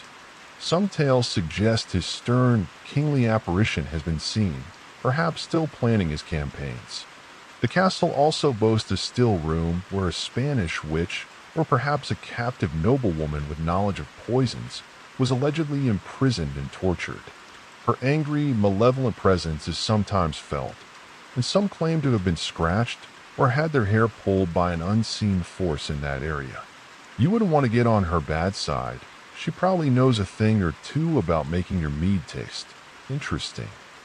The castle's long and violent history as a defensive bastion against Scottish raids means it has seen countless battles, skirmishes, and sieges. The sheer amount of bloodshed and fear experienced within and around its walls is immense. The spirits of soldiers, both English and Scottish, are also said to haunt the grounds and battlements. You might catch the glint of spectral armor in the moonlight or hear the distant clash of swords. Chillingham Castle today offers tours and even overnight stays for those brave enough to spend a night within its haunted walls. Ghost hunts are a regular occurrence, and many paranormal investigation teams have documented unexplained phenomena here. The current owners, Sir Humphrey Wakefield and his family, have embraced the castle's haunted reputation, preserving its historic character while sharing its chilling tales. Sir Humphrey himself is a well-known eccentric and expert on antiques, adding another layer of unique character to the castle's story. As you walk through the cold, echoing halls of Chillingham, from the Great Hall with its imposing fireplace and minstrel's gallery to the dark, winding staircases leading to isolated turrets, the atmosphere is undeniably heavy. Each room seems to have its own story, its own resident spirit. The feeling of being watched is pervasive, and the sudden drafts that snake through the ancient stonework often feel like more than just the wind. It's a place where the past feels aggressively present, where the suffering and turmoil of centuries have not faded into quiet history, but remain vibrant and, at times, terrifyingly active. You leave Chillingham with a distinct impression that its stones do indeed remember, and its ghosts are not shy about sharing those memories. You now bid farewell to the grim fortress of Chillingham, your journey taking you across the Irish Sea to County Offaly in Ireland. Here, nestled in a landscape of rolling green fields and ancient woodlands, stands Leap Castle, a structure whose very name seems to whisper of dark deeds and terrifying, inhuman presences. Often cited as Ireland's most haunted castle, Leap possesses a bloody history and a supernatural reputation that is both chilling and deeply unsettling. As you approach Leap Castle, it doesn't immediately strike you with grandeur. It's a stark, somewhat austere tower house, its stone walls weathered by centuries of Irish rain and wind. Its current appearance is the result of extensive restoration after it was largely gutted by fire during the Irish Civil War in 1922. The castle's origins date back to at least the 13th century, possibly earlier, built by the O'Bannon clan, who were secondary chieftains under the ruling O'Carroll clan. This mainstream historical fact ties it to the turbulent world of Gaelic chieftains and interclan warfare. The O'Carrolls later took possession, and it is under their brutal reign that many of Leap Castle's darkest legends were forged. One of the most horrifying discoveries at Leap Castle occurred during renovations in the early 20th century. Workmen clearing out a hidden oubliette, a secret dungeon where prisoners were dropped through a hatch in the floor to be forgotten. In the room, now known as the Bloody Chapel, found an enormous quantity of human skeletons. It's estimated that the remains of at least 150 people were carted away. The oubliette had spikes at the bottom, ensuring a gruesome end for those unfortunate enough to be cast into it. This grim find lends horrifying credence to the tales of O'Carroll brutality. The Bloody Chapel itself is the site of one of Leap Castle's most infamous events. In the mid-16th century, a fierce rivalry existed between two O'Carroll brothers, one a warrior and the other a priest. While the priest brother was conducting mass in the chapel, the warrior brother burst in and plunged his sword into him. The priest fell across the altar and died in front of his horrified family. His spirit is said to still haunt the chapel, a sorrowful, betrayed presence. But perhaps the most terrifying entity associated with Leap Castle is not human at all. It is known simply as the Elemental, or sometimes the It. This creature is described as a small, hunched, grayish figure, about the size of a sheep, with a decaying, corpse-like face and black, empty sockets for eyes. It is often accompanied by the nauseating stench of sulfur and decay. The elemental is believed to be an ancient, malevolent nature spirit, perhaps disturbed or summoned by occult practices, or simply a manifestation of the centuries of violence and bloodshed that have soaked into the castle's foundations. Its presence is said to evoke overwhelming terror and a sense of profound evil. Mildred Darby, a captivating woman who owned the castle with her husband Jonathan in the late 19th and early 20th centuries, wrote extensively about her experiences with the elemental. She described conducting seances and dabbling in the occult, activities which she later believed may have awakened or strengthened this horrifying entity. Her detailed accounts of encountering the elemental are chilling and form a cornerstone of Leap Castle's haunted lore. Historians still argue whether the elemental is a genuine supernatural entity, a product of Mildred Darby's vivid imagination fueled by the castle's grim history and her own occult interests, or perhaps a tulpa, a thought form manifested through intense concentration and belief. A quirky tidbit about Leap Castle is its very name. Leap is derived from the Irish Lean Ui Benaim, meaning Leap of the O'Bannons. Legend says that two O'Bannon brothers contested for the chieftainship by leaping from the rock on which the castle was to be built. The survivor became chief and built the castle. A rather extreme way to settle a family dispute, but it certainly set a precedent for drama. You can imagine the family reunions. Remember that time Uncle Sean and Uncle Liam had that little jumping contest? Good times. The castle has numerous other reported ghosts. There's the Red Lady, an apparition of a woman in a red gown, sometimes seen holding a dagger, her sudden appearance often startling visitors. There's also the spirit of an old man said to haunt the main hall, and the ghosts of two young girls named Emily and Charlotte, who reportedly fell from the battlements. Their playful, though sometimes mischievous, spirits are said to be felt in certain parts of the castle. The O'Carroll clan, who ruled Leap for centuries, were notorious for their brutality and treachery, even amongst themselves. They frequently employed murder as a political tool, and many of their guests and rivals met untimely ends within the castle walls. One common tactic was to invite enemies to a feast, then murder them in their beds, or a rather extreme form of Irish hospitality. The sheer accumulation of violent death, betrayal, and suffering over such a long period has, many believe, saturated Leap Castle with negative energy, making it a beacon for the paranormal. Today, Leap Castle is privately owned by musician Sean Ryan and his wife Anne, who have painstakingly restored much of it. They live in the castle and are very open about its haunted reputation, often welcoming visitors and paranormal investigators. Sean Ryan himself has reported numerous encounters with the elemental and other spirits, describing the castle as a place where the veil between worlds is exceptionally thin. As you explore the cold stone rooms of Leap Castle, the sense of history is palpable, but it's a history tinged with a primal fear. The shadows seem deeper here, the silence more profound, broken only by the sigh of the wind or the distant call of a crow. The thought of the oubliette in the bloody chapel, the knowledge of the betrayals and murders, and the chilling descriptions of the elemental combine to create an atmosphere of intense unease. Leap Castle is not for the faint of heart.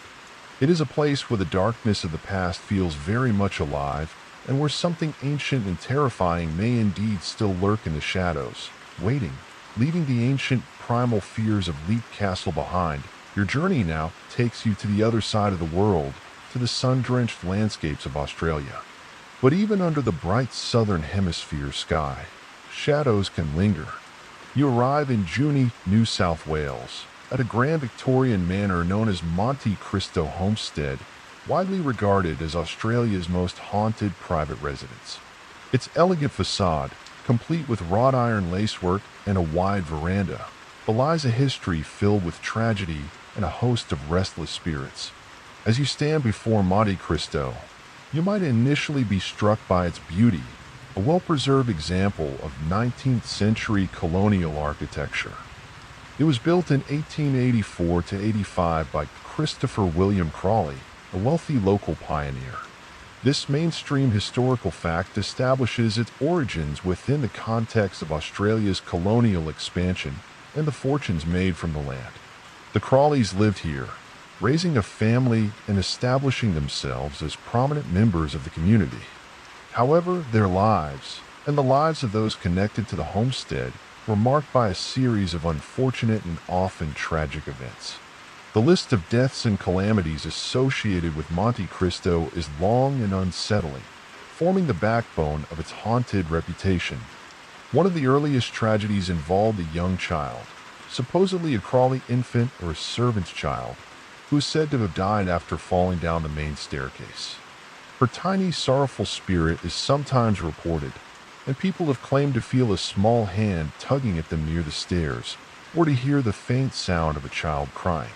Then there's the tale of the nanny or governess, who, according to legend, either fell or was pushed from the upstairs balcony by a child in her care, plummeting to her death. Her distressed apparition is sometimes seen on the balcony or wandering the upstairs rooms, perhaps forever replaying her final, terrifying moments. The child she was caring for, some say, was particularly difficult, which, if the story is true, is a rather extreme form of acting out. A stable boy is said to have burned to death in the stables after his straw mattress was deliberately set alight by a disgruntled groom. Because he fell asleep smoking, accounts vary. His agonizing screams are sometimes reportedly heard, and a strong smell of smoke occasionally permeates the stable area, even when there is no fire.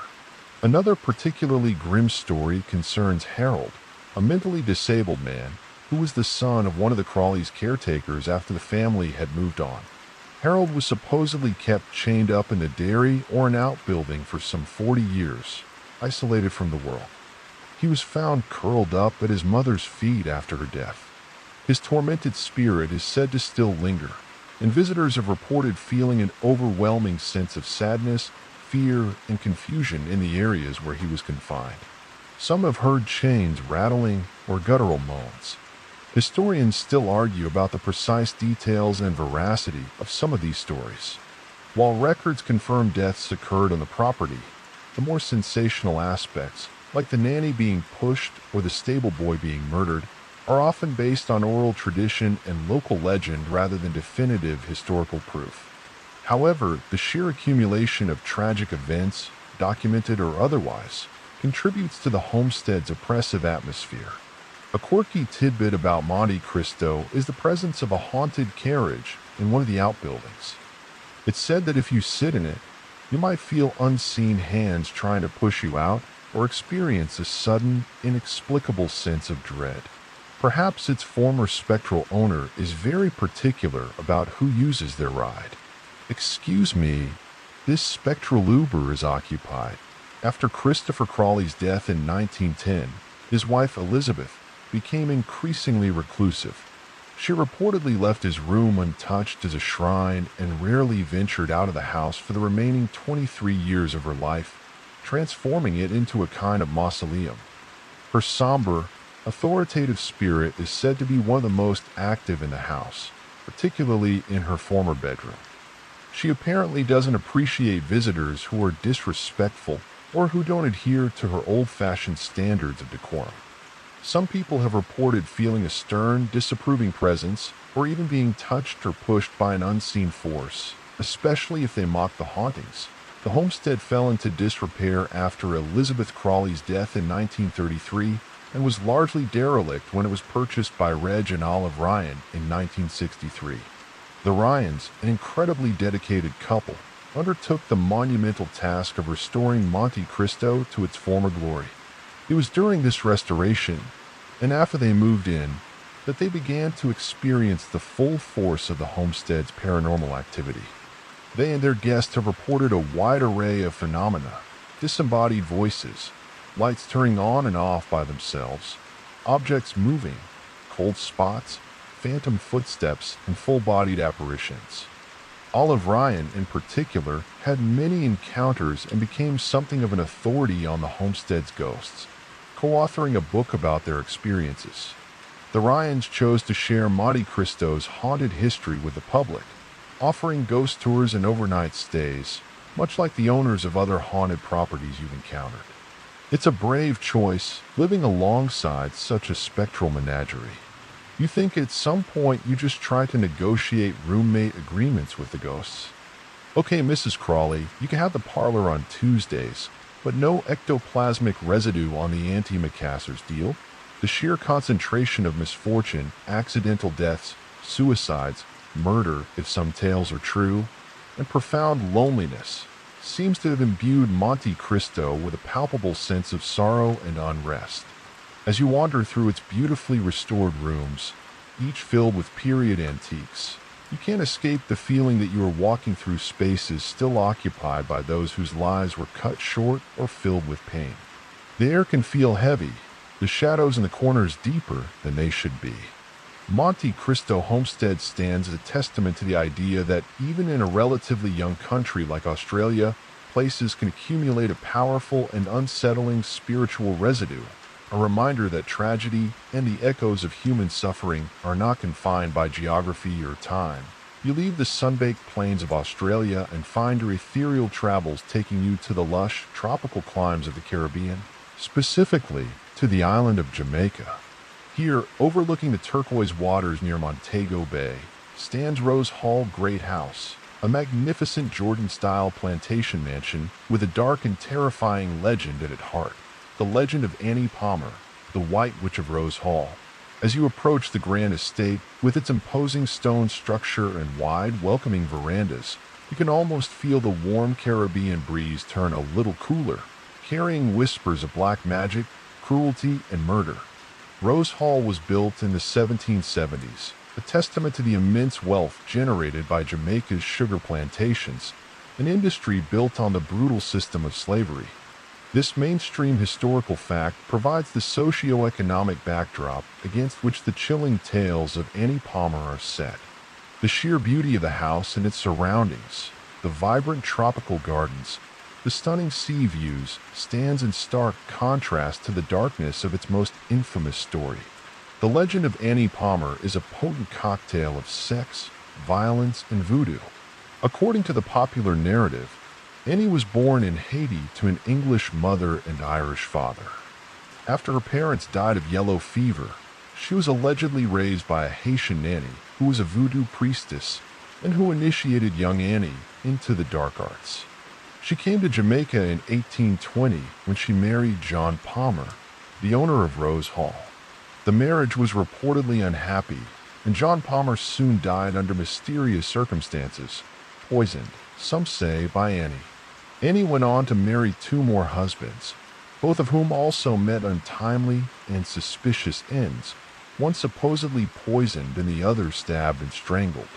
She also, according to the legend, took numerous enslaved men as lovers, and when she tired of them, or if they displeased her, she would have them tortured or killed. Her cruelty towards the enslaved people on the plantation was said to be monstrous. She supposedly ruled Rose Hall with a reign of terror, using her knowledge of voodoo to keep everyone in fear. If you thought your boss was bad, imagine having one who could literally curse your bloodline if you messed up the coffee order point. One of the most enduring images from the legend is that of Annie standing on her balcony, watching her victims being tortured in the sugar mill or the dungeons beneath the house. Her laughter, cold and cruel, is said to have echoed across the estate. The dungeons themselves, with their manacles still fixed to the walls, are a chilling reminder of the suffering that occurred on plantations like Rose Hall, whether or not Annie Palmer's specific brand of evil was at play. Eventually, according to the tale, Annie Palmer's reign of terror came to an end when she was murdered in her bed, possibly by a vengeful enslaved lover named Taku, or by a coalition of enslaved people driven beyond endurance. Her body was supposedly buried on the estate, and a voodoo ritual was performed to ensure her spirit could not escape her grave. However, the ritual was allegedly incomplete, allowing her malevolent spirit to remain, forever haunting Rose Hall. Historians still argue vehemently about the historical accuracy of the Annie Palmer legend.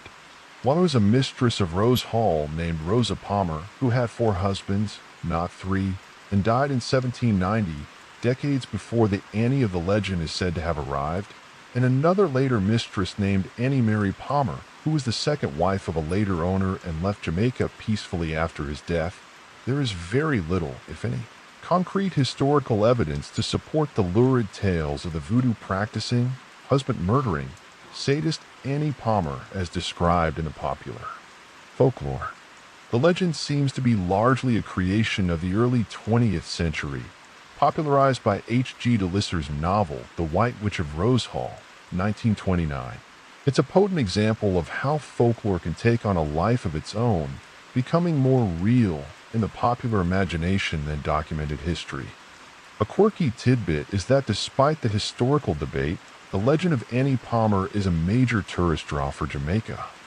Rose Hall Great House has been beautifully restored and operates as a museum and popular attraction, with guides enthusiastically recounting the chilling tales of the White Witch. Night tours are particularly popular, promising a spookier experience. It's a classic case of never let the facts get in the way of a good ghost story, especially when it boosts the local economy.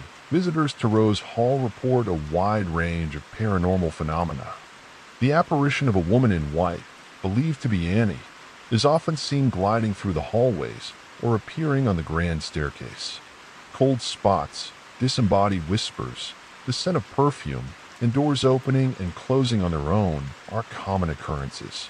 Some people claim to have been touched or to have felt an inexplicable sense of dread, particularly in Annie's bedroom or near the dungeons. The large mirrors in the house are also said to sometimes reflect figures that aren't there, or Annie herself, peering back with malevolent eyes. You'd probably want to avoid playing Bloody Mary in those mirrors. The power of the Annie Palmer legend is undeniable. It taps into themes of colonial power, sexual transgression, racial tension, and the fear of the occult. Whether she was a real historical monster or a fictional bogey woman, her story has become inextricably linked with Rose Hall. The house itself, a grand monument to a brutal economic system, likely witnessed immense human suffering regardless of Annie's specific deeds. The echoes of that suffering, combined with the potent folklore, create an atmosphere ripe for ghostly encounters. As you stand on the veranda of Rose Hall, looking out at the stunning Jamaican sunset, it's easy to be seduced by the beauty of the place. But the whispers of Annie Palmer's legend are never far away, a chilling undercurrent to the tropical paradise. The rustling of the palm trees might sound like her silken dress. The shadows in the grand rooms might seem to coalesce into her watching figure. Rose Hall Great House remains a captivating enigma, a place where history, folklore, and the paranormal intertwine, leaving you to wonder just how much truth lies beneath the terrifying legend of its White Witch. You leave the tropical allure and chilling legends of Rose Hall behind, Your journey now taking you to the arid, ancient landscapes of Rajasthan, India. Here, nestled at the foot of the Aravalli Hills, lie the ruins of Bangor Fort, a 17th century fortress town that is notorious throughout India as a place of profound desolation and intense paranormal activity. It's a site so deeply associated with curses and ghostly encounters that even the Archaeological Survey of India, ASI, the government body responsible for its upkeep, prohibits entry between sunset and sunrise. As you approach Bangor, the atmosphere changes. The bustling sounds of modern India fade, replaced by an eerie silence that hangs heavy over the crumbling walls and deserted structures. The fort complex is extensive, with remnants of temples, palaces, havelis, mansions, and marketplaces, all now slowly being reclaimed by nature. It was built in the 17th century by Raja Bhagwant Das for his younger son, Madho Singh. This mainstream historical fact establishes its origin as a once thriving royal capital. For a time, Bangor was a prosperous town with a population said to be around 10,000. However, its prosperity was short-lived, and the town was mysteriously abandoned, seemingly overnight, sometime in the late 18th century. The reasons for Bangor's sudden desertion are shrouded in legend, and two primary tales compete to explain the curse that supposedly still hangs over the site. The first, and perhaps more widely known, involves a beautiful princess of Bangor named Ratnavati and a smitten tantric, a practitioner of Tantra often associated with black magic, named Singya. Singya, desperate to win the princess's affections, tried to use a magic potion on her. He enchanted a bottle of perfume oil that Ratnavati's maid was buying for her in the market, intending that upon touching the oil, the princess would fall helplessly in love with him. However, Princess Ratnavati, who was also said to be skilled in magic, saw through his ruse. She either threw the enchanted oil onto a large boulder, which then rolled onto Singya and crushed him, or she poured it on the ground, and the earth itself opened up to swallow him. Before dying, the enraged tantric cursed Bangor, proclaiming that no one would ever be able to live within its precincts, and that all dwellings would fall into ruin. The second legend involves a sadhu, holy man, named Guru Balu Nath, who had allowed the fort to be built on his meditation spot on one condition, that the shadow of the fort's palaces must never fall upon his dwelling. If it did, he warned, the entire town would be destroyed. For a while, this condition was respected. However, a later ambitious ruler, Ajab Singh, Madho Singh's grandson, added columns to the fort that cast a shadow over the sadhu's forbidden retreat. True to his word, the enraged sadhu cursed the town, leading to its immediate and permanent abandonment. The tomb of Guru Balu Nath can still be found among the ruins. Historians still argue about the precise historical reasons for Bangor's decline and abandonment. While the curses make for compelling stories, more mundane explanations like famine, war with neighboring states, or a drying up of water sources are also plausible contributing factors. However, the local belief in the curses is incredibly strong and has been for centuries. A quirky tidbit about Bangor is that while the town itself is in ruins, the many temples within the complex are remarkably well preserved, particularly those dedicated to Hindu deities like Gopinath, Someshwar, Keshav Rai, and Mangla Devi. Some believe this is because the curse was specifically aimed at the dwellings of mortals, sparing the sacred spaces. Or perhaps the gods just have better spectral security systems. The ASI sign prominently displayed at the entrance of Bangor Fort explicitly states, "Entering the borders of Bangor before sunrise and after sunset is strictly prohibited. Legal action will be taken against anybody who does not follow these instructions." This official government warning, almost unique among historical sites, lends an incredible amount of weight to the ghostly legends. Locals will tell you that anyone who has dared to stay in Bangor after dark has either never returned or has met with a terrible accident or misfortune. Those who have ventured near Bangor during permitted hours, of course, or who live in the surrounding villages report a plethora of paranormal experiences. The atmosphere within the fort is described as heavy, oppressive, and deeply sorrowful.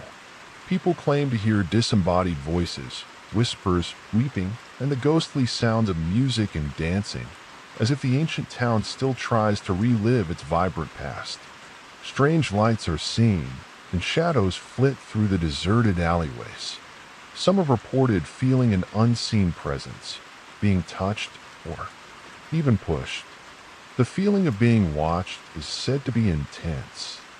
Animals reportedly behave erratically near the fort, and birds are seldom seen flying directly over the ruins. You might find yourself constantly looking over your shoulder, the silence amplifying every rustle of leaves into something more sinister. The marketplace ruins are particularly eerie. You can almost imagine the bustling crowds, the merchants hawking their wares, now reduced to silent stone skeletons. The palaces, though dilapidated, still retain a ghostly grandeur, and it's here that the spirit of Princess Ratnavati is sometimes said to be seen, a beautiful but sorrowful apparition. The overall feeling is one of a place frozen in time, trapped by a powerful ancient curse. Bangor Fort is more than just a collection of ruins. It's a powerful testament to the enduring power of legend and belief in the supernatural. The government-sanctioned prohibition on nighttime entry, coupled with the chilling local tales and the tangible desolation of the site, creates an aura of profound mystery and fear. Whether the curses are real or simply compelling folklore, the palpable sense of unease and the weight of untold stories make Bangor a truly unsettling destination. As the sun begins to dip towards the Aravalli Hills, casting long, eerie shadows across the deserted city, you understand why no one dares to linger. The silence of Bangor is a loaded one, pregnant with the whispers of its doomed inhabitants and the potency of a centuries-old curse. Leaving the cursed desolation of Bangor Fort behind, your spectral explorations now take you to the cooler, northern climes of Scandinavia, to Oslo, Norway. Here, overlooking the Oslofjord, stands Akersha's fortress, Akersha's Festning, a medieval castle that has served as a royal residence, a strategic military base, and a grim prison, bearing witness to some of Norway's most significant and often turbulent historical events. As you approach Akersha's, its formidable stone walls and bastions speak of centuries of defense and authority. Construction of the castle began around the late 1290s under King Haakon V as a response to an earlier attack on Oslo. This mainstream historical fact anchors its origins in the medieval period of Norwegian kingdom building and defense. Over the centuries, it has been expanded and modified, successfully withstanding numerous sieges, most notably by Swedish forces. It has never been captured by a foreign enemy in battle, a testament to its strategic importance and formidable defenses. However, its history is not just one of military prowess. Akersha's fortress has also served as a notorious prison, and it's from this role, as well as its wartime history, that many of its ghostly legends arise. The conditions in its dungeons were often horrific, and many prisoners perished from disease, starvation, or execution. During World War II, the fortress was used by the Nazi German occupiers as a prison and execution site for members of the Norwegian resistance movement. This dark chapter in its history has undoubtedly contributed to its haunted reputation, adding layers of more recent trauma to its ancient sorrows. One of the most feared and frequently reported spirits at Akersha's is that of a demonic dog known as Malkinisen. Legend says that this hellhound was buried alive somewhere within the fortress walls centuries ago to act as a guardian spirit. Its spectral form, often described with glowing red eyes, is said to appear to those who approach the castle with ill intent, or sometimes to guards patrolling the ramparts at night. Anyone who sees Malkinisen is supposedly doomed to die a horrible death within a short period. So if you're planning any spectral shenanigans, maybe leave this particular phantom pooch alone. Another prominent ghostly figure is Mantelgessen, the cloaked ghost. This is said to be the apparition of a woman, often seen walking the ramparts or within the castle corridors, her face obscured by a hood or cloak.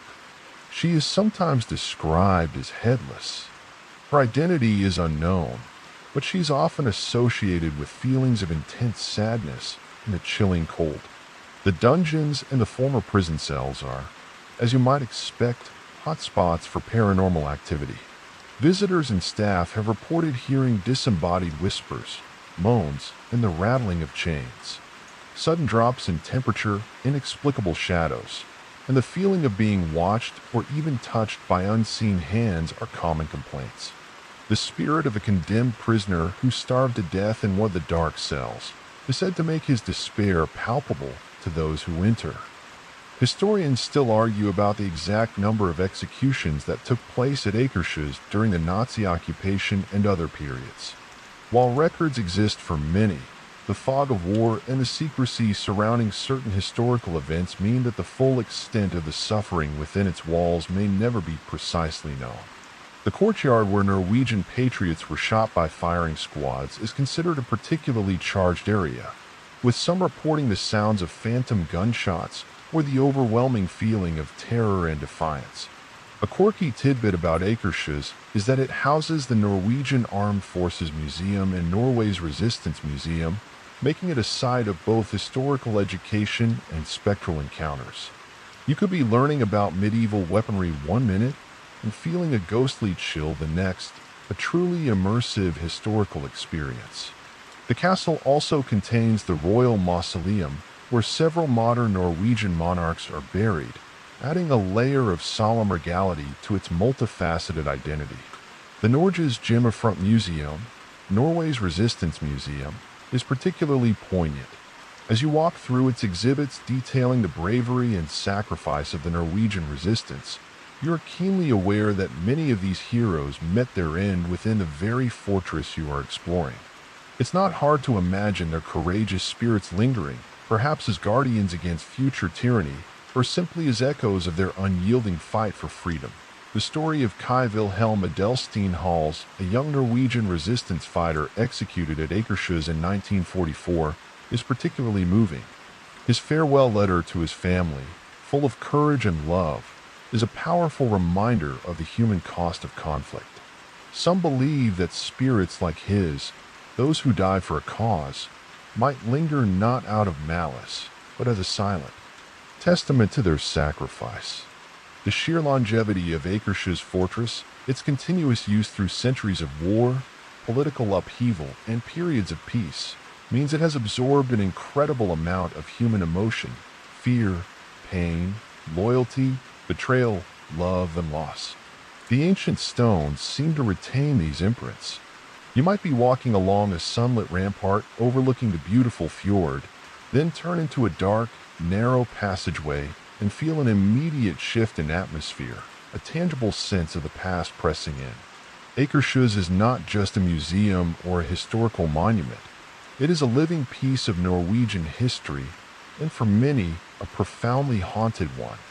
The whispers of its prisoners, the vigilance of its ghostly guardians like Malkinisen, and the sorrowful presence of figures like Manteljussen all contribute to its eerie reputation. It stands as a stoic reminder of Norway's resilience, its dark past, and the spirits that are said to forever walk its ancient walls, their stories etched into the very fabric of the fortress. You might even find yourself humming a somber Norwegian folk tune, imagining the lives and deaths this fortress has witnessed. You bid farewell to the stoic, haunted ramparts of Akershus Fortress and find your journey taking you far to the southeast, to the island of Java in Indonesia. Here, in the city of Semarang, stands a vast, imposing colonial-era building known as Long Solo, which translates to Thousand Doors. Its name refers to its numerous doors and windows, creating a labyrinthine and visually striking facade. But behind its architectural grandeur lies a dark history of wartime brutality and a reputation as one of Indonesia's most haunted locations. As you approach Long Solo, its sheer size and distinctive Dutch colonial architecture are immediately impressive. It was built between 1904 and 1907, with later additions, as the headquarters of the Dutch East Indies Railway Company. This mainstream historical fact situates its origins in the peak of Dutch colonial power in Indonesia. The building was a symbol of colonial prestige and efficiency, designed with tall ceilings and large windows to cope with the tropical heat, long before the days of reliable air conditioning, a sort of architectural aircon, if you will. The building's grand halls, stained glass windows depicting Dutch coats of arms, and elegant courtyards once bustled with the activity of a thriving railway company. However, its darkest chapter began during World War II, when the Japanese Imperial Army occupied Indonesia. The Japanese converted Long So into their military headquarters in Samara. The basement of Building B, in particular, was used as a brutal prison and interrogation center, where many Indonesian and Dutch prisoners were tortured and executed. It's this period of intense suffering and violence that is primarily responsible for Long So's terrifying, haunted reputation. After Indonesian independence, the building was used by the Indonesian military and later by the National Railway Company, PT Kereta Api Indonesia. For many years, parts of it fell into disrepair, its empty, decaying halls and dark, flooded basement becoming fertile ground for ghostly legends. One of the most feared and frequently reported apparitions at Long So is that of a Dutch woman, often said to be a beautiful young woman who committed suicide in the building, possibly after suffering at the hands of the Japanese. Her sorrowful, weeping spirit is said to wander the corridors, sometimes appearing as a full-bodied apparition. Other times, just her disembodied cries are heard. The basement, where the Japanese committed so many atrocities, is considered the most intensely haunted part of Long So. It's a dark, damp, and oppressive space, often partially flooded. Visitors and paranormal investigators have reported feeling an overwhelming sense of dread, being touched by unseen hands, hearing screams and moans, and encountering various terrifying entities. Headless ghouls are among the spirits said to lurk here, perhaps the restless souls of beheaded prisoners. The sheer terror and pain inflicted in these subterranean chambers seem to have left a permanent, malevolent psychic residue. Another terrifying figure from Indonesian folklore, said to haunt Long So, is the kuntilanak. This is typically the spirit of a woman who died during childbirth and returns as a vengeful, vampiric ghost, often appearing as a beautiful woman with long black hair, pale skin, and a white dress, sometimes with the sound of a baby crying preceding her arrival. The kuntilanak is a deeply ingrained figure in Southeast Asian ghost lore, and her alleged presence at Long So adds a particularly potent layer of local terror to the existing wartime horrors. Imagine trying to conduct a historical tour with a kuntilanak popping out from behind a pillar. Talk about a customer service nightmare. Historians still argue about the exact number of people who were killed or died at Long So during the Japanese occupation. Given the chaotic nature of wartime records and the secrecy surrounding such operations, precise figures are elusive. However, eyewitness accounts and local testimonies paint a consistent picture of extreme brutality and significant loss of life. The Battle of Semarang in October 1945, a 5-day conflict between Indonesian independence fighters and Japanese soldiers shortly after the war's end, also saw fierce fighting around Long So, adding another layer of violent death to its history. Quirky tidbit about Long So is its recent transformation. After years of neglect and a growing reputation as a ghost theme park, it was even featured on international paranormal reality shows. The Indonesian government and the state railway company have undertaken significant restoration efforts. Much of the building has been beautifully renovated and is now open as a museum and event space, aiming to highlight its architectural and historical significance rather than just its ghosts. However, the spooky reputation lingers, and many still visit hoping for a paranormal thrill. It's a classic case of trying to gentrify a haunted house, now with artisanal coffee and slightly fewer headless specters. Despite the renovations, the stories persist. The feeling of being watched, sudden cold spots, and unexplained noises are still reported even in the restored sections. The basement, though now cleaner and more accessible, retains its deeply unsettling atmosphere.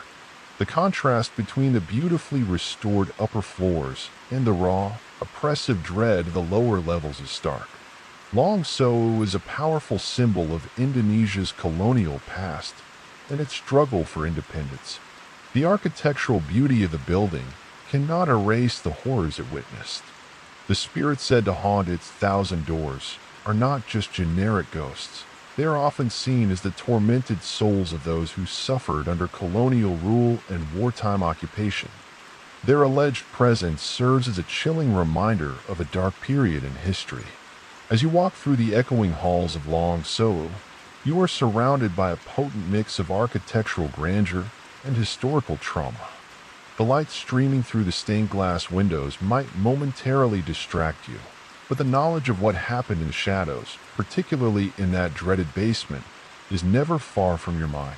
Long So'u stands as a complex monument, a testament to colonial ambition, a site of wartime atrocities, and for many Indonesians, a place where the veil between the world of the living and the realm of tormented spirits is terrifyingly thin. Your long and chilling journey through the world's most haunted houses now brings you back to the United States, to sunny Southern California. But the bright skies of San Diego can't quite dispel the shadows that cling to the Whaley House. Located in the historic Old Town District, this relatively unassuming two-story brick building holds the distinction of being called the most haunted house in America by some. Its spectral residents a motley crew whose stories are deeply intertwined with the early history of San Diego. As you stand before the Whaley House, its Greek Revival architecture seems pleasant enough, though perhaps a little careworn by time and the countless visitors who flock here seeking a ghostly encounter. The house was designed and built by Thomas Whaley, one of San Diego's early pioneers, between 1856 and 1857. This mainstream historical fact establishes its bona fides as one of the oldest brick structures in the county. Whaley was an ambitious entrepreneur who intended his home to be the finest in Southern California, and it served not only as the Whaley family residence but also, at various times, as San Diego's first commercial theater, a county courthouse, and a general store.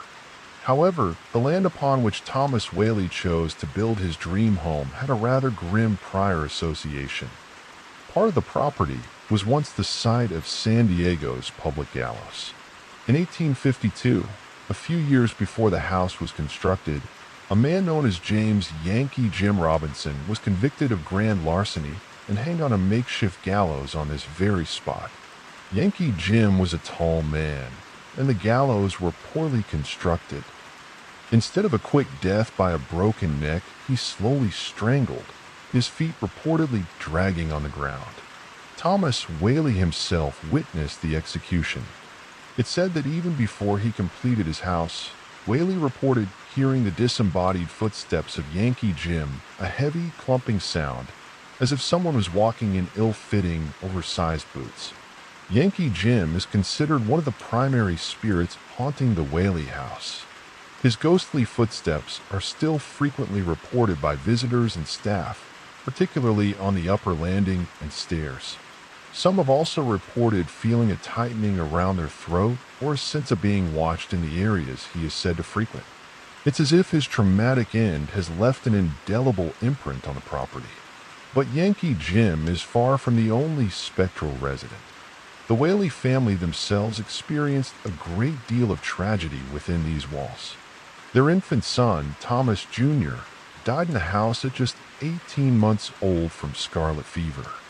His faint cries or the sound of a small child running are sometimes heard, particularly in the nursery or his parents' bedroom.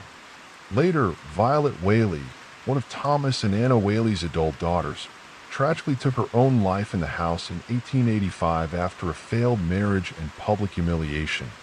Her sorrowful spirit, often accompanied by the scent of her perfume or a feeling of profound sadness, is said to linger, particularly in her former bedroom. Thomas Whaley himself, a commanding and somewhat stern figure in life, is also believed to haunt his beloved home.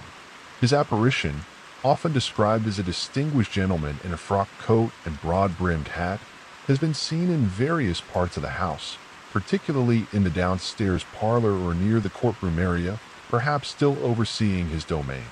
Anna Whaley, his wife, is also said to make her presence known, a more gentle spirit, sometimes seen in the garden or the downstairs rooms. You can imagine the Whaley family having quite the spectral reunion every night. Alright team, positions for the 9 p.m. tourist scare. Yankee Jim, you're on creaking duty. Historians still argue about the precise nature and intent of some of the spirits. Are they residual hauntings, mere psychic recordings of past events replaying themselves? Or are they intelligent entities, aware of and interacting with the living?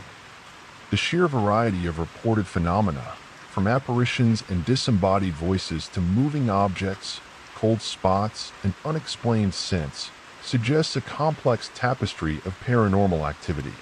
A quirky tidbit about the Whaley house is its brief stint as the county courthouse. Court sessions were held in one of the upstairs rooms. This means that justice or injustice was dispensed within its walls, adding another layer of intense human emotion, fear, anger, relief, despair, to the building's psychic atmosphere. Perhaps some of the ghostly litigants are still arguing their cases. Objection, your spectral honor. That ectoplasm is clearly inadmissible. The house's time as a theater also contributes to its lively, or perhaps unlively character. The curtains on the theater stage have been known to move on their own, and phantom applause or music has been reported. Maybe some of the ghostly performers are still waiting for their encore. Over the years, countless paranormal investigators, psychics, and curious visitors have explored the Whaley house, many leaving with their own stories of unexplained experiences. Famous paranormal investigators Ed and Lorraine Warren, whom you might remember from the Amityville case, visited the Whaley house and declared it haunted. The sheer consistency of reports across decades, from different people with no connection to each other, is often cited as compelling evidence by believers. The Whaley House Museum, operated by the Save Our Heritage organization, SOHO, embraces its haunted reputation while also preserving its significant historical value. Ghost tours are a staple, drawing crowds eager for a brush with the supernatural.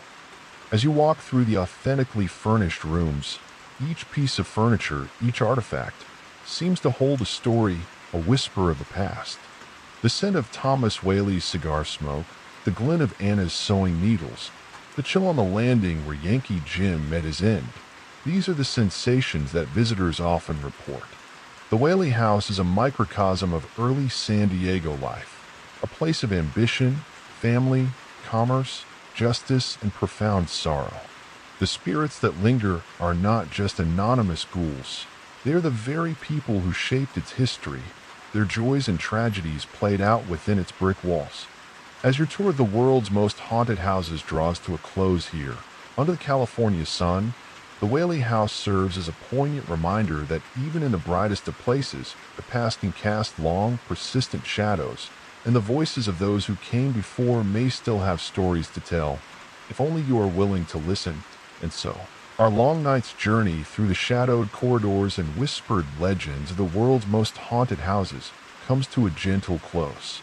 We've stood before sprawling, eccentric mansions built from grief, felt the chill of unsolved crimes in quiet farmhouses, and sensed the weight of centuries in ancient castles and fortresses across continents. From the humid bayous of Louisiana to the misty ruins of India, from the dark dungeons of English castles to the sun-drenched verandas of the Caribbean and Australia, we've encountered tales of sorrow, cruelty, and enduring mystery. Each creaking floorboard, each sudden cold spot, each fleeting shadow in the corner of your eye tonight might have felt a little more significant, a little more personal, as you walked these spectral paths with me. The stories of Sarah Winchester, Lizzie Borden, Delphine LaLaurie, Annie Palmer, and countless others, both named and unnamed, have echoed through these spectral halls. We've heard the phantom pipes in Edinburgh, the wails of Chillingham's Blue Boy, and the heavy footsteps of Yankee Jim. These are more than just ghost stories. They are fragments of human history, imbued with intense emotion and tragedy, that have somehow become imprinted upon the very fabric of these structures. Now, as the final images of these haunted places begin to soften and recede in your mind, let the gentle hum that has accompanied our journey, perhaps the whir of your fan or the quiet stillness of your room, begin to soothe you. The shadows in your own space are just shadows, the creaks of your home just the natural sounds of a house settling. The spirits we visited are far away, confined by their own stories and their own ancient walls. You are safe, and the night is now truly your own, a quiet space for rest and gentle dreams. Let the journey we've taken tonight fade into the background, leaving behind perhaps a sense of wonder, a touch of mystery, but no lingering fear. The most haunted houses have shared their secrets, and now it's time for peace.